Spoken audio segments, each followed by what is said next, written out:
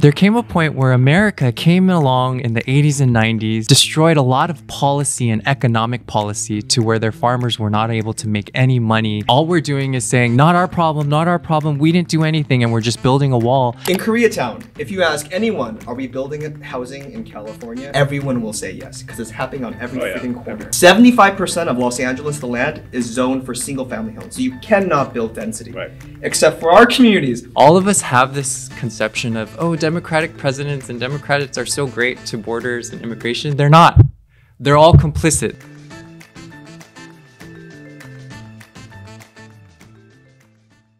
Is housing a right in LA? No. Housing is not a right. I mean, if it was a right, we'd all have housing. I mean, it's... I mean, should it be a right? It should be a right. No, it should be like water. It should be like food. Food is a right. We all deserve it. We need to have it, right? So we have things like SNAP benefits, right? And so when it comes to things like housing, it should be a right. And if that is our moral commitment, policy should reflect that. And one thing I do want to touch upon is the interconnection between different levels of government. In Koreatown, if you ask anyone, are we building housing in California? Everyone will say yes, because it's happening on every freaking corner. But the question is this: why is it that our communities are the ones shouldering the burden of building housing for the entire state? 75% of Los Angeles, the land, is zoned for single-family homes, so you cannot build density. Except for our communities, which happen to be low-income communities of color, where they are zoning for density. And as a result, buildings are going up, rent is going up, and we are getting displaced. So in this kind of inequitable system, it is the job of the state to come down and say, no, Los Angeles, you are not building housing equitably. You are displacing people of color while you're leaving those rich people there and leaving their communities pristine as they were for the past 50 years. So through state laws, we can actually require cities to build dense housing in middle-income neighborhoods and high-income neighborhoods on the west side, so that it is not all on our shoulders. And so for me, I think this is the exact, you need to have this kind of idea, like, of the different layers of government, how they can interplay. Let me give a counterpoint to that, right? Because, there is this idea, right, that housing should be a right in the city of LA. So in my mind, I'm like, okay, well, I want to live in Beverly Hills. Yeah. Right? Should my housing be a right in Beverly Hills? Should people be able to live in Beverly Hills if they want? Well, obviously, no one would argue for that, right? Clearly, like, if you can't afford to live in Beverly Hills, 90210 is a no-go for you, right? And we all accept that. Well, maybe at a certain point, LA has just become too unaffordable if you don't have the job or the finances to make that work. So that means you're gonna have to go out to surrounding communities, surrounding counties, surrounding states, and that's how we actually prevent overcrowding. I love that you bring it up, because your counterpoint is based off of a premise. And that premise is that it is okay to have segregated communities based on wealth, and which often correlate with race. I would argue that as a society, that is not a good thing. That we need to have diverse communities. That having concentrations of wealth in one area is not good. I know people, and considering the district I'm running, low income, immigrants, 80% renters, that is the call and drastic action that we need to take. That is how urgent it is for people in our district. That these people live in their isolation over there, safely in their bubble, where their sidewalks are clean, they don't deal with the homelessness issue, they don't have a housing crisis. All our regional crises are manifesting in communities of color because we rely on public transit, we rely on our sidewalks, we are dense. So for me, as someone who's trying to represent this district, I don't agree with that kind of premise. I don't think that is healthy for democracy. It is not good for a nation. And I think we need to have if we want a healthy democracy and healthy country, we need to have as diverse communities as possible. That's not just race, but also income and housing type. Let's switch to another one of the issues, because we're running out of time for sure. Let's talk about immigration, right? Mm-hmm. And this is definitely more of a federal level issue. So talk to me about what you see as being wrong with immigration, like nationally here in the U.S. Yeah, I mean, it's also a state thing, given that California is right next to Mexico, and California is an immunity state. So meaning that those who are undocumented or don't have papers can still participate in certain benefits or certain perks in that sense. So recently I went to visit the Arizona-Mexico, Texas-Mexico border, and I saw the wall at different points, whether it be the 12-foot wall, the 17-foot wall, or the 30-foot wall, because there's different versions of that. The 12-foot wall was started by Clinton back in the 90s. It wasn't started by a Republican president. Then it was raised to 17 feet by Obama.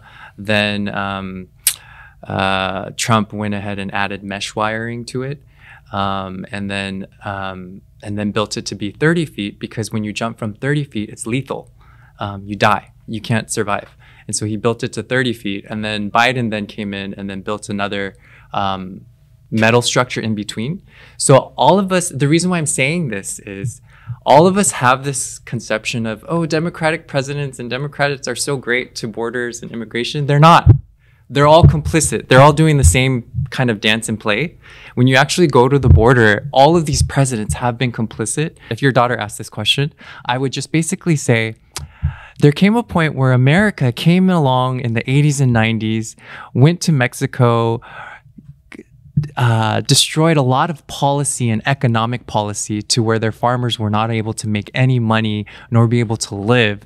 And so America played a big role in contributing to the poverty and economic conditions of our southern countries down there.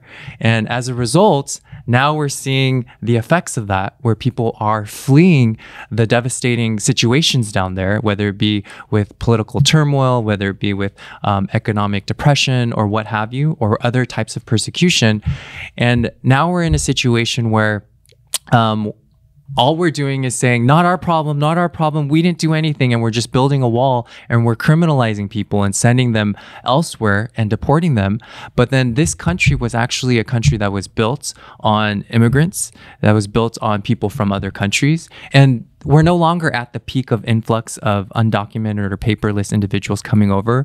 That peak was several years ago, but the reason why people still talk about it is because they use it to keep it relevant, to demonize certain people, because in order to do that, then that also justifies not bringing economic justice to all people in the country. And so currently right now, instead of just building up a wall, right now America should actually be thinking about what ways can we actually invest into South America right now, and also be able to loosen the policies that are there and to be able to get rid of the harmful policies that is creating this influx, because then that's how we will be able to ebb and really decrease the flow of undocumented people into our country. It's not by punishing them and kicking them out and saying they're horrible human beings. That's not the way to do it. It's going back to their countries and saying, hey, what are some ways that America can go ahead and work together to help you guys economically and to help us? And that conversation's not being done right now. Also, it's good to remind your viewers that the biggest recipients in the Asian community of DACA are undocumented is Koreans.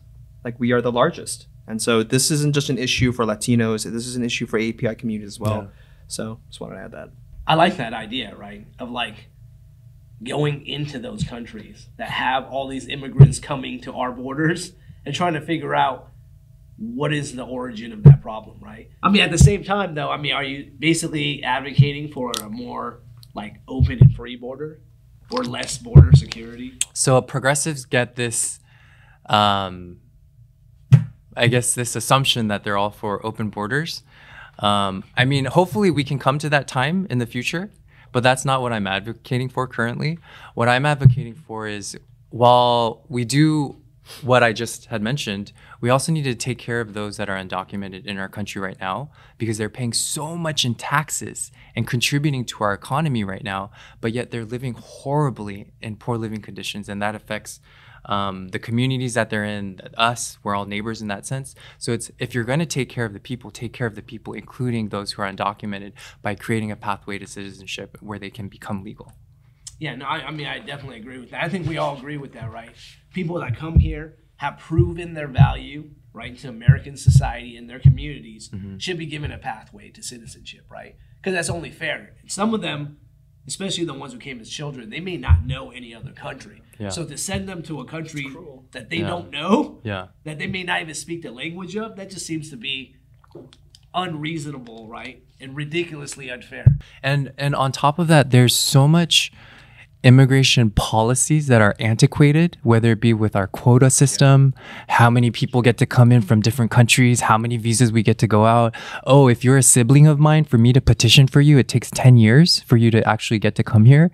Like, there's just so many antiquated things. So there's a lot of policies that we need to really rehaul and revamp as well. But I don't see anybody making that a priority, whether it be in Congress or the president, in terms of talking about those antiquated policies and systems, not just talking about borders, but our whole immigration policy system as a whole, because it is actually, if you look at it, very racist based. Yeah, one thing I want to touch on, because I don't want to be a liar, and I said that we were going to talk about this situation, is that Young Gang situation that you brought up. What do you think were some of the lessons learned from that tragedy? First of all, the family did what they were supposed to do. They called public health for mental health crisis, right? DMH. And then they are the ones who called the police. And for me, one clear takeaway is that law enforcement is not a band-aid for everything. So are there other areas where we can replace, also very expensive, or we replace law enforcement presence with another type? How can we train mental health officials to be better trained to de-escalate these issues, right? How do we train, LA Department of Transportation staff to give out tickets instead of having police officers pull people over for tickets violations?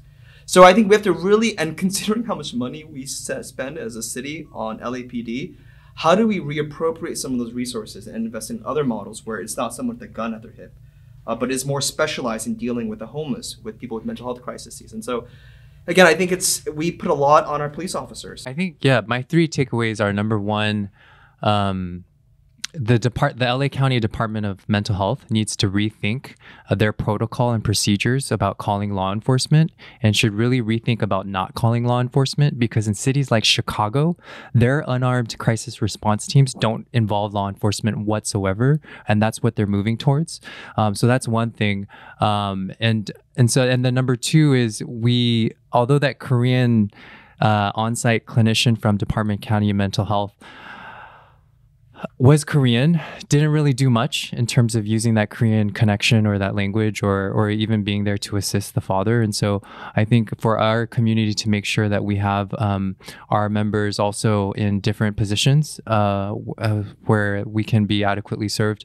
And then number 3 is the police circle team. That shouldn't even be a part of the police. That should be completely transferred over, or completely taken away, and that should be and the SMARTS team from LA County Department of Mental Health should be really empowered to really operate on its own. And then the last takeaway is our Korean community. It would be great to have like these webinars to guide our Korean community members on how to talk with and deal with police officers, and kind of the history of law enforcement as well, to give everyone a better context of how and why their help could be needed or best used, and when it shouldn't be used. Also, we need to completely revamp linguistic access. It is, considering how many non-English speakers there are in this county, when it comes to basic things like government forms to public meetings, the translation services, even Spanish. I speak Spanish. I work with a lot of Spanish speakers. Even that area, oftentimes it's so poor. I can't imagine what it must be like for Koreans, or for people whose official languages aren't even part of the roster. So I think that's another major barrier. But this goes back to the idea that we are a multiracial democracy, and that requires engagement. And so I heard a little bit on the lobby when you were talking about knowing the rules.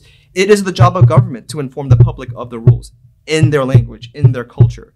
And so I think that's something that we need to seriously invest in, because there's so much that is left on the table if we don't even know what's on the table. All right, so in our final time together, I just want to ask you guys final words for the community before, well, I'm sure we'll see you guys again, but before November, final words. Yeah, I am running to represent all of our district. That includes Latinos, Koreans, Chinese, whites, blacks. Sorry, thank you. I'm fighting to really include this entire community. We are an incredibly diverse community, racially, economically.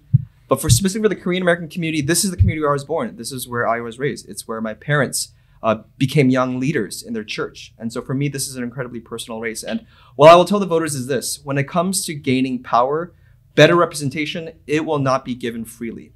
It takes hard work. It takes a lot of campaign, and it takes a fight. And I think that's what candidates like myself, David Kim, are doing. We're trying to bring the fight to better represent our communities. and get better representation, for my case, in the state assembly. So thank you for your support. I hope you can support us. You can check us out at www.johnforassembly.com. Thank you. Hi, community. David Kim here. But just last remaining words. I know that a lot of things are happening right now with the prospect of electing a new president, not knowing where that's going, not knowing what's happening abroad, not knowing what's happening in your own households with your own finances.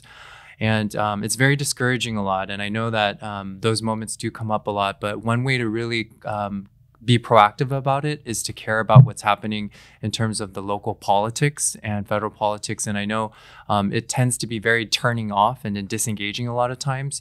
But when you think about it, politics is super important, even though we want to shut it out. When we're not able to pay our bills, that's politics. When we're not able to flush the toilet, that's politics. When we feel that we've been cheated or scammed or discriminated, that's politics. And so I really do encourage you to take interest this fall, take interest in John's race and my race, and other members' races as well. We're fighting for all people, to represent all people of all different walks of life. But then particularly for you who are watching in the Korean community, you have the chance of electing a Korean American Congress member, a Korean American State Assembly member. There's also Grace Yu running for City Council. And this is really the Korean community's opportunity to really take control. And so thank you so much for having us. Yeah, thank you guys for coming. Thank you guys for watching again. We have some great guests. I'm so glad they're here to talk about their own platforms, and you can kind of explore our own ideas and opinions about what's going on in Los Angeles and beyond. Our intent is try to bring really important topics to the table so that we can discuss them and that you can get a better understanding of the things that are in your environment. And like they said, it's a warning, right? If your environment isn't the way you want, is it because you're not voting or you're not voting properly? So when it comes in November time, make sure you're out there voting, make sure you're informed, and make sure you're making the good decision for all of us, right? So until next time, everyone, all rise. Thank you.